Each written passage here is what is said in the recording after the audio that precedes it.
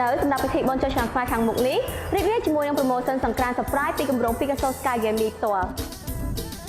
រកការជឿ unit ពីគម្រោង Picasso Sky Gaming ចាប់ពីថ្ងៃទី10រហូតដល់ថ្ងៃទី30ខែមេសាលោកអ្នកទទួលបានคูปองដែលមានទឹកប្រាក់ចំនួន$5000ភ្លាមហើយអ្វីដែលកាន់តែពិសេសនោះបើសិនជាលោកអ្នកអញ្ជើញមក showroom ផ្ទាល់នៅក្នុងថ្ងៃចូលឆ្នាំខ្មែរទាំង3ថ្ងៃខាងមុខនេះលោកអ្នកទទួលបានកាដូជាច្រើនពីគម្រោងរបស់យើងផ្ទាល់អូហើយចង់ប្រាប់មួយទៀតថានៅក្នុងថ្ងៃចូលឆ្នាំខ្មែរទាំង3ថ្ងៃខាងមុខហ្នឹងណា showroom របស់ Picasso Sky Gaming យើងនៅបើកដំណើរការជាធម្មតាអញ្ចឹងបើសិនជាបងអត់ដឹងថាអញ្ជើញទៅណាអាចអញ្ជើញមកដល់ showroom ផ្ទាល់របស់ខាងយើងខ្ញុំបានដូចគ្នាអញ្ចឹងសម្រាប់ព័ត៌មានបន្ថែមបងអាចតាក់ទងមកកាន់លេខទូរស័ព្ទខាងលើនេះ